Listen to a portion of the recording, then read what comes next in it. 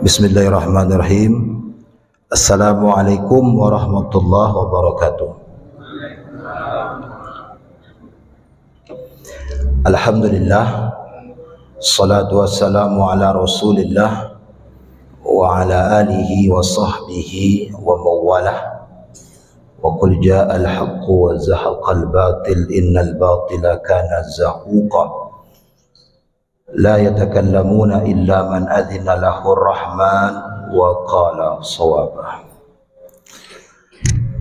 Bapak Ibu yang dirahmati Allah, alhamdulillah kita telah salat subuh berjamaah, dan sebuah tradisi baik kita lanjutkan dengan kajian. Sabtu pertama ini saya diamanahkan untuk mengaji tentang tafsir Al-Quran. Jadi kajian kita tentang tafsir Al-Quran ini sistematis dalam artian kita memulai dari surat Al-Fatihah, tapi masalahnya saya lupa sampai di mana itu kemarin, ya. Tapi seingat saya, karena ini ada YouTube terakhir, ini Mutakin TV-nya, ya. Jangan lupa like, share, and subscribe. Seingat saya itu ada video terakhir saya tentang, tadi malam saya lihat tentang Alhamdulillah di masjid ini, ya. Jadi saya ambil patokan itu, kita kemarin jelaskan Alhamdulillah, Alhamdulillahi Rabbil Alamin. Itu kata yang sering kita ucapkan setelah mendapatkan apa? Mendapatkan nikmat.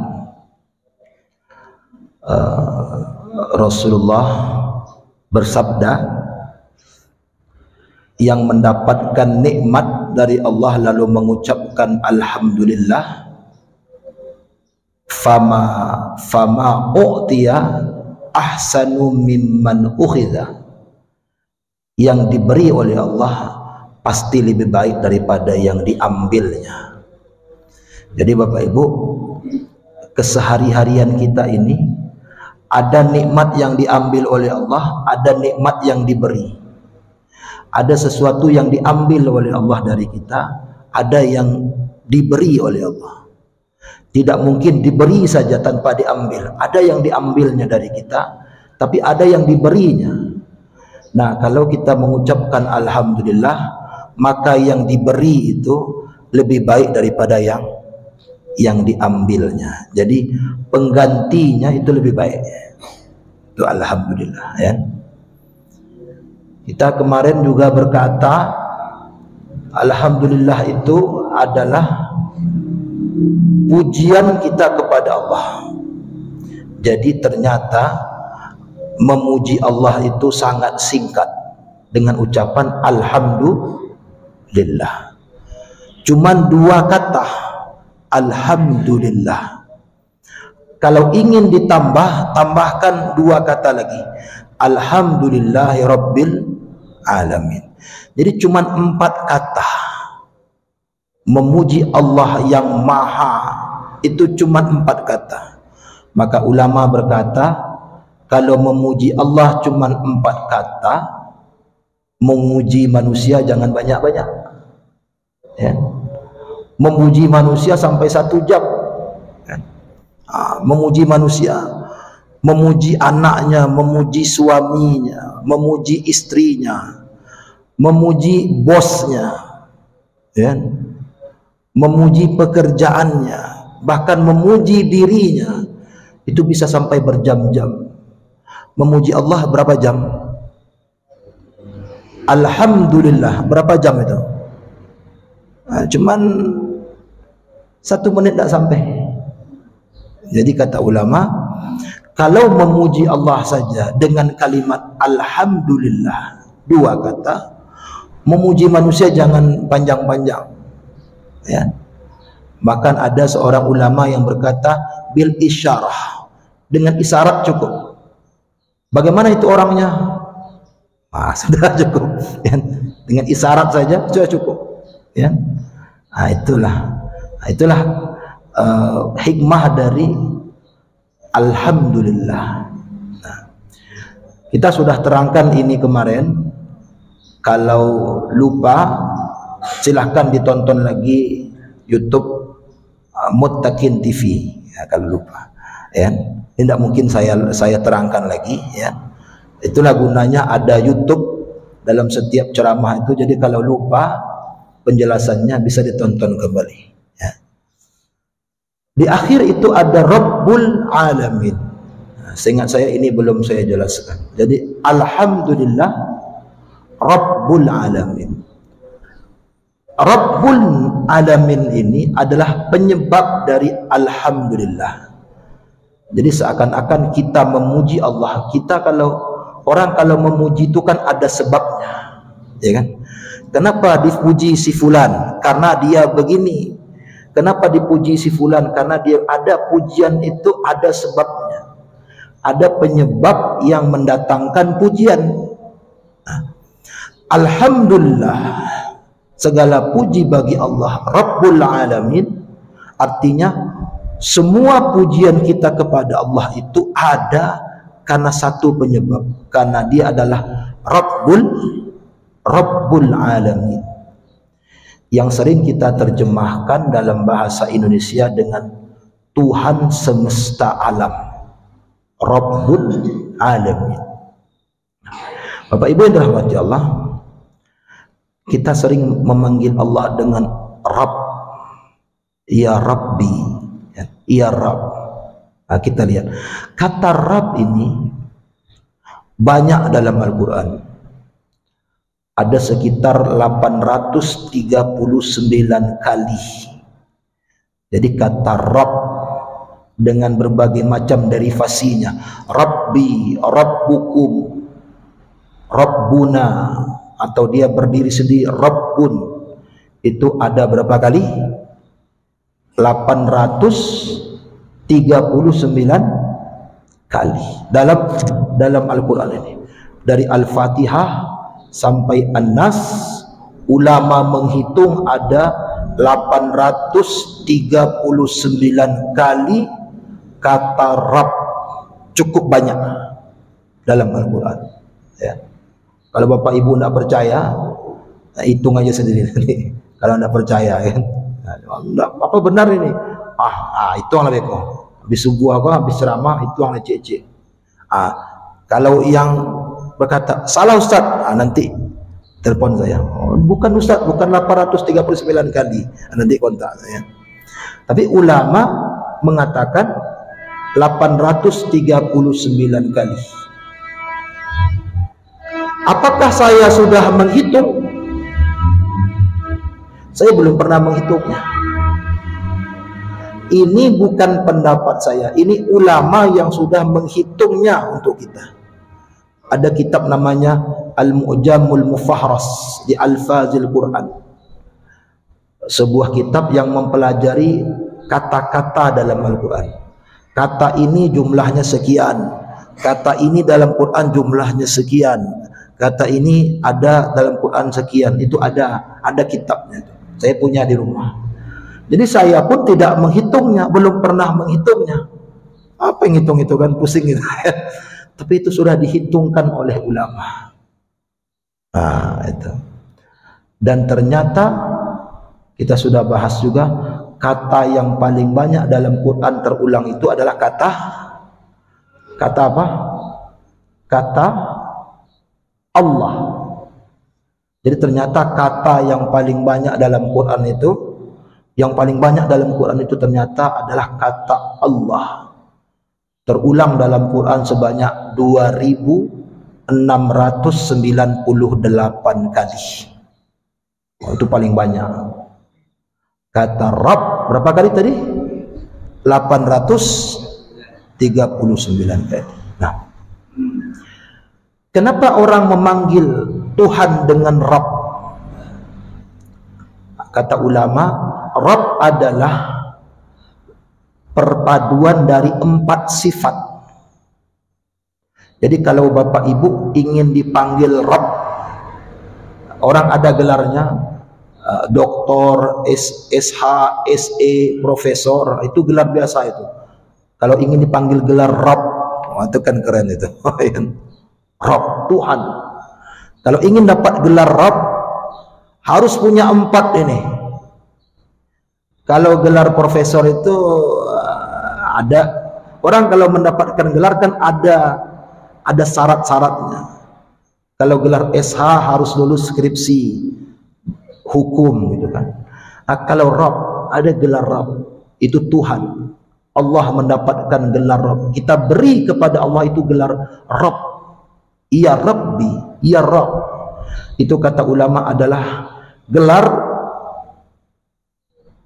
karena dia memiliki 4 sifat, 4 kemampuan. Apa itu? Pertama adalah Maha Mencipta, yang kedua Maha Menjaga, yang ketiga Maha Mengatur, yang keempat Maha Mengawasi. 4 sifat. Jadi kalau bapak ibu ingin dapat gelar Rabb, itu tidak ada di kuliah itu. Mana ada tuh gelar. Tapi kalau ingin dapat 4 itu, kalau ingin dapat Rabb, maka harus ada 4 ini. Mencipta, menjaga, mengatur, mengawasi. Tidak ada 4 ini, saya katakan tidak ada 4 ini berkumpul dalam satu orang.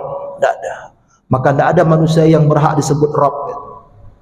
Maha mencipta, maha menjaga, maha mengatur, maha mengawasi. Ada orang mencipta tapi tidak menjaga. Masjid Nairus Sa'adah ini siapa yang membuat ini? Bapak, saya yang membuat masjid ini dulu. Ada tukangnya enggak? Mana tukang itu sekarang? Dia cuma membuat, setelah selesai dia tinggalkan, dia tidak jaga masjid. Ya?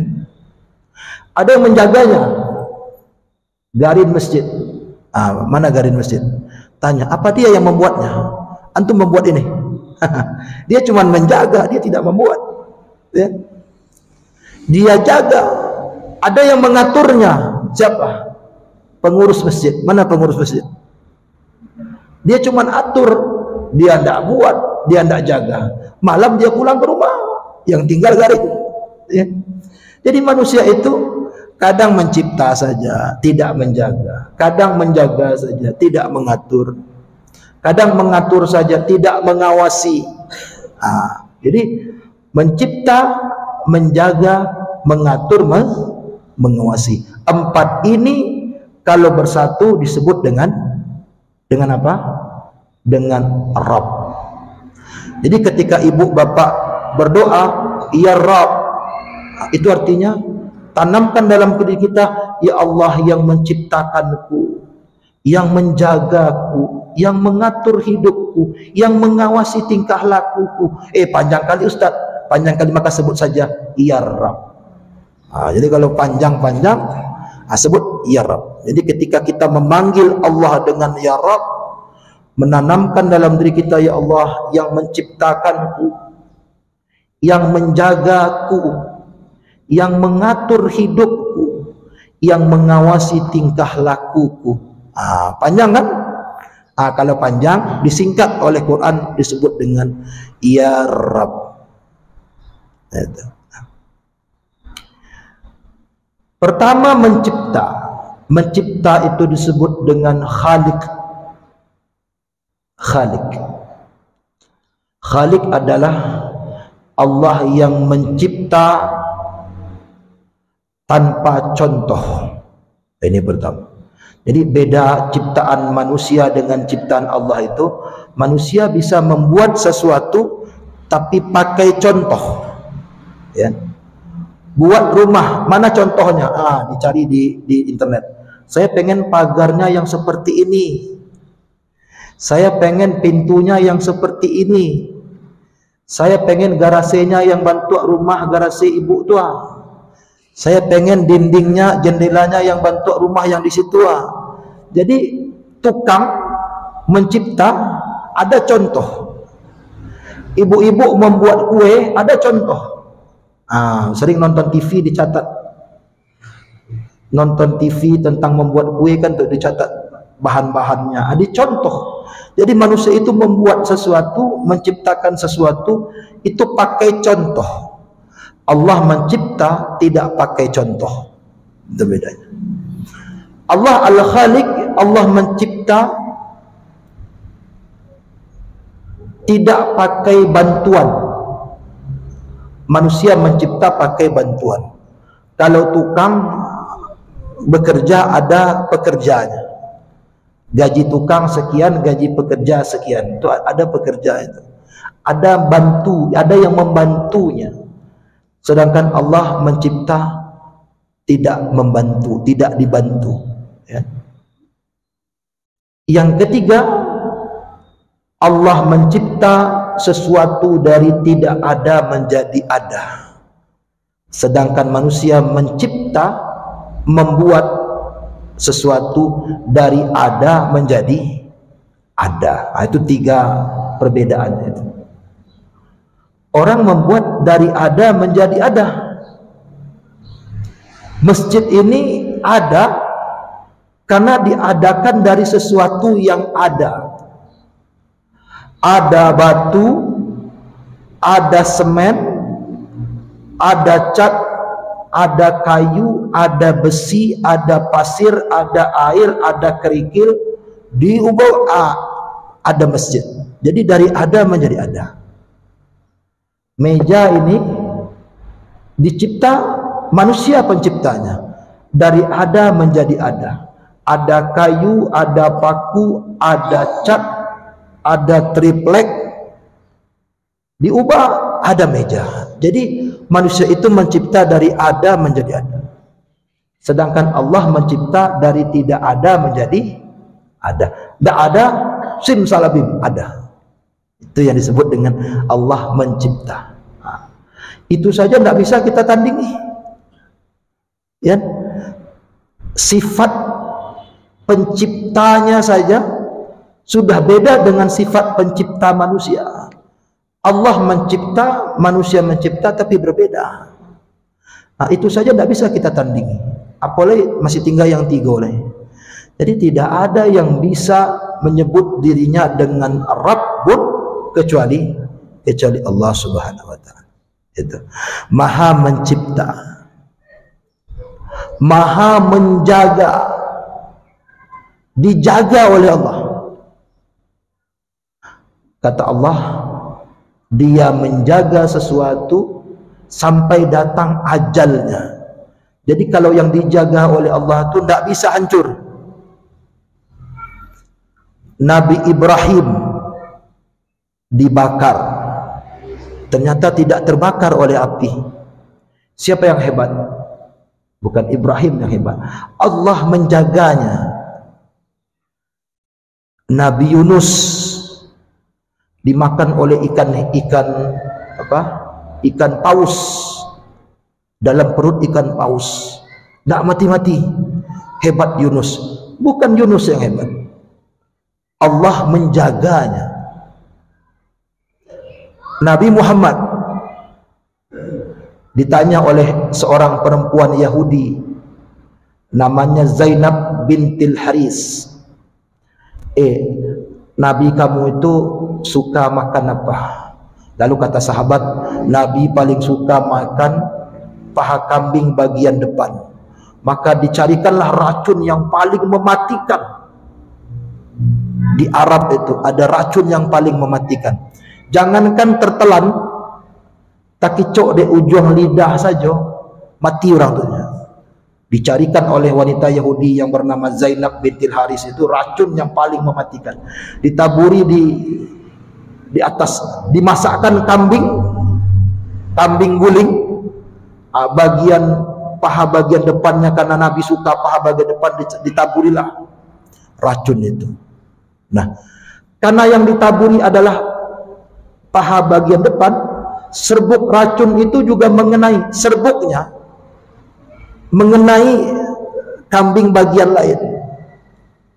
Takicok saya seketik tak dilulua dah, di ujung lidah mengicapnya itu. Apa mengicapnya apa pula ini kan? Apa ini bahasa Indonesianya nih? Apa? Mencicipi, mengicap. Ini untuk nasional ini kan. Nanti orang tak ini mencicipi ujung lidahnya saja tak ditelan, orang itu mati.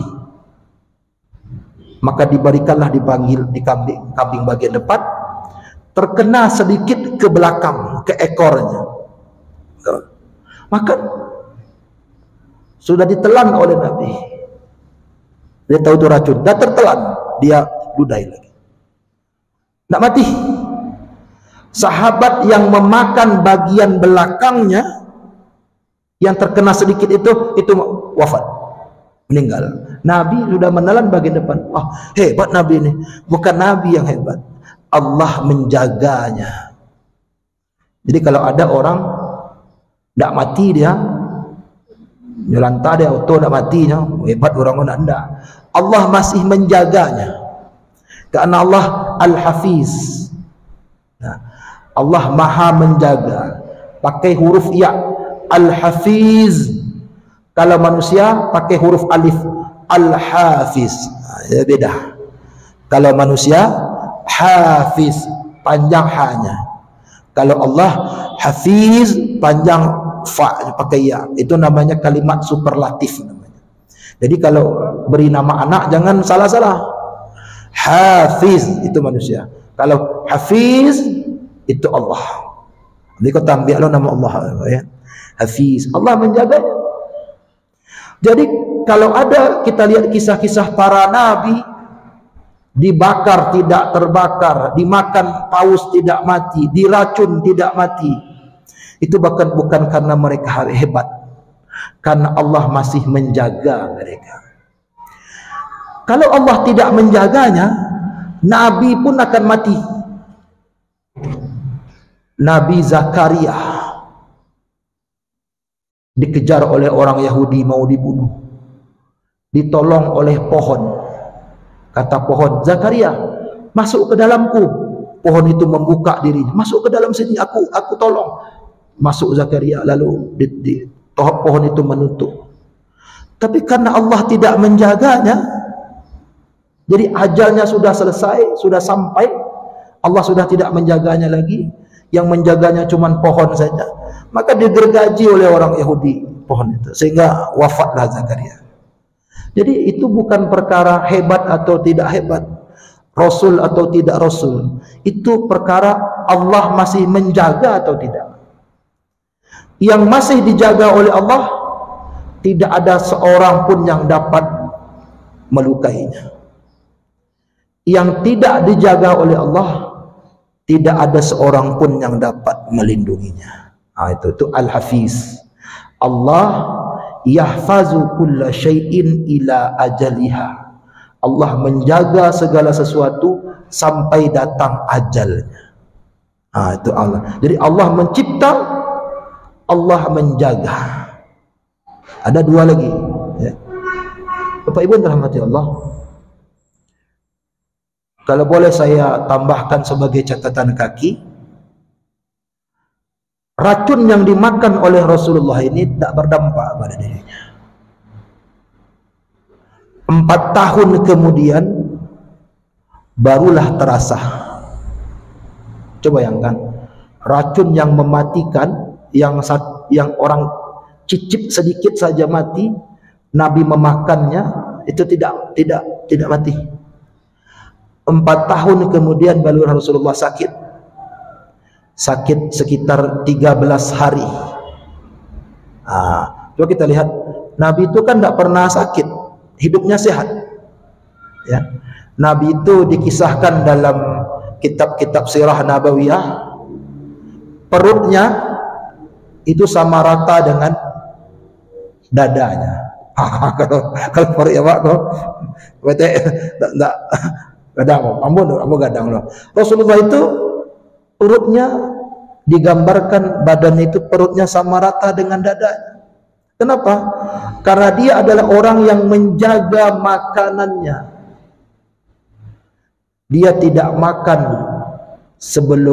makannya sebelum lapar, berhentinya sebelum kenyang. Dia tidak makan di pertengahan malam. Awak tengah malam tu mencari nasi goreng, nasi goreng, mencari martabak Mesir, kan? Kalau ulun makan, ulun bisa lalok lah tu, kan begitu. Nabi itu tidak makan di pertengahan malam, ya. Dia makan sebelum lapar, berhenti sebelum kenyang. Kalau makan sebelum lapar bisa. Kalau yang payah tu berhenti sebelum kenyang, ini yang payah. Kalau makan sebelum lapar tu gampang tu, ya. Tapi kalau berhenti sebelum kenyang, Nabi itu perutnya sama rata. Dia adalah orang yang menjaga makanan, tidak pernah sakit. Tahu-tahu sakit 13 hari. Ada apa itu? Ini kan orang jarang. Ada apa dengan Rasulullah? 13 hari sakit. Sampai dia tidak bisa menjadi imam. Dia minta kepada Abu Bakar Siddiq untuk menggantikan dia sebagai imam. Satu hari Abu Bakar menggantikan dia sebagai imam, para sahabat kumpul lalu berkata kepada Aisyah, Aisyah, tolong sampaikan kepada Rasulullah, gantilah imamnya, katanya. Jadi para sahabat, Rasul menyuruh Abu Bakar menjadi imam, menggantikan dia yang sedang sakit. Kalau tidak bisa imam berarti dia tidak bisa duduk, sakit. Apa kata Rasulullah? Kita tarik. Sahabat berkumpul lalu berkata, Aisyah, katakan kepada Nabi, gantilah imamnya. Kenapa? Apakah suara Abu Bakar itu jelek seperti suara saya tadi? Enggak, bukan begitu. Apakah ayatnya panjang-panjang? Oh tidak, bukan begitu. Lalu kenapa kalian ingin mengganti Abu Bakar? Katanya, lama solatnya. Ayatnya pendek tapi kok lama? Kata sahabat, lebih banyak nangisnya daripada baca ayatnya. Jadi Abu Bakar tu kalau baca ayat, kalau datang di ayat, tiba di ayat-ayat tentang hari kiamat, neraka, dia nangis tu. Ya. Jadi lama baca, lama nangis. Ya. Abu Bakar Siddiq ketika dia membaca Tabbat yada, dia berhenti. Wattab. Dia tidak bacakan Abu Lahab. Tabbat yada wattab. Lalu kata sahabat, Abu Bakar, kenapa tidak dibaca Tabbat yada Abi Lahab wattab? Celakalah kedua tangan Abu Lahab. Apa kata Abu Bakar? Dia paman Nabi, nanti Nabi tersinggung. Itu Abu Bakar, gitu, ya. Ya. Jadi dia paman Nabi. Abu Lahab itu kan paman Nabi.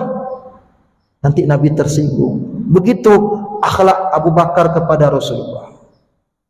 Jadi para sahabat sampai membaca Quran saja kalau datang sampai di Abu Lahab, dia kecilkan suara, jangan sampai terdengar oleh Rasulullah. Nanti Rasulullah sedih, ya. Bapak Ibu, ternyata para sahabat minta Abu Bakar diganti karena lebih banyak nangisnya daripada baca. Karena Abu Bakar itu adalah orang yang memiliki hati yang lembut. Orang kalau hatinya terlembut, mendengar Quran seketik menangis dia. Ya, begitu. Nah, kita balik lagi. Tapi Nabi berkata, lanjutkan. Jadi Nabi tetap Abu Bakar yang jadi. Nah, jadi Rasulullah itu sakit. Saya menemukan satu riwayat dari Aisyah. Kata Aisyah begini. Di penghujung hayatnya kata Nabi, Ya Aisyah, aklatul Khaybar yu'dhini. Ya Aisyah, racun yang aku makan di Khaybar. Khaybar itu adalah tempat kota di tepi Madinah, tempat orang Yahudi. Disitulah Nabi diracun 4 tahun yang lalu itu. Racun yang aku makan di Khaybar itu sekarang mulai merasa di badanku. Wa hadza inqita'u abhani, dan sekarang racun itu mulai memutus nadi-nadiku. Itu kata Rasulullah. Artinya Allah sudah tidak menjaga lagi. Allah menjaga sesuatu sampai datang ajalnya. Masing-masing kita ini ada ajal. Tidak ada yang tidak ada ajalnya. Bahkan Rasulullah SAW pun ada ajalnya. Hanya Allah yang tidak punya ajal. Nah, sampai datang ajal itu Allah menjaga kita. Jangan takut ya Bapak Ibu. Kalau boleh dijaga oleh Allah, alun tiba ajalnya leh, alun ka mati leh. Itu kecil orang kan. Mana matinya? Alun tiba ajalnya leh. Itu Allah Maha menjaga. Allah Maha pencipta, Allah Maha menjaga, Allah Maha mengatur. Kita ini dicipta, dijaga, diatur oleh Allah. Diatur. Yang dalam badan kita ini diatur oleh Allah. Detak jantung kita diatur oleh Allah. Saya sudah pernah sampaikan di beberapa kajian, mungkin di sini sudah atau tidak. Bapak Ibu, panjang pembuluh darah kita ini, itu orang-orang kesehatan, kalau ada yang dokter di sini, benarkan saya kalau saya salah. Panjang pembuluh darah kita ini, itu panjangnya lebih daripada 100.000 kilo. Bapak-bapak, ibu-ibu, dalam diri kita ini ada pembuluh darah. Kalau diurai, dikeluarkan pembuluh darah itu seperti benang, diurai, itu panjangnya 100.000 kilo lebih. Keliling dunia itu 40.000 kilo. Jadi 2,5 kali keliling dunia. Pembuluh darah kita ini kalau dikeluarkan, diikat dunia ini, bisa mengikat dunia ini 2,5 kali. Bayangkan. Sini Jakarta itu cuma 1.100 kilo. Ini 100.000 kilo. Bayangkan panjang pembuluh darah itu. Ini Allah susun dalam diri kita ini, Allah atur sehingga tidak ada yang berdempet, tersusun rapi. Allah mengatur dengan baik. Kalau ada yang terdempet begini, langsung kita stroke, langsung mati kita. Pembuluh darah inilah jalan darah. Jantung kita diatur memompa darah, berjalan di pembuluh darah.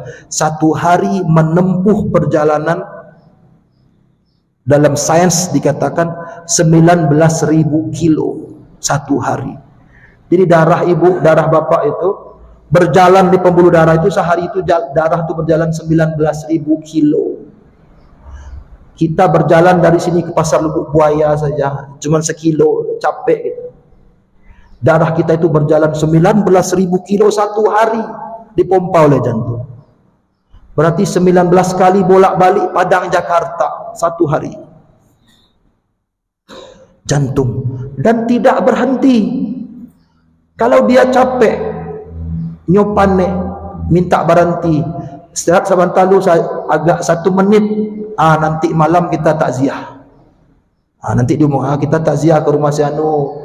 Jantungnya sudah berhenti 1 menit, istirahat. Mati, kita bertakziah. Allah mengatur. Allah Maha mengatur. Tubuh kita ini diatur oleh Allah. Bagaimana saya katakan lidah yang kecil ini dari sains diatur oleh Allah sampai dia bisa mengenali 40.000 rasa. Rasa itu bisa dikenali dengan lidah. Apa yang bini nyampe, kalau membuat kopi kampe-ampenya, tahu Pak, iko kopi bini pertama, kopi bini kedua, kopi itu bisa dirasakan itu. Ya, kita bisa membedakan mana yang pahit kopi, mana yang pahit jamu, mana yang manis gula, mana yang manis tebu, mana yang manis gula aren, mana yang manis teh ini beda, mana yang manis gula-gula eksos, gula-gula mentos, gula itu bisa. Manis itu ribuan manis bisa dibedakan oleh lidah, diatur oleh Allah. Coba yang Allah Maha mengatur. Takjub enggak? Takjub enggak Bapak Ibu?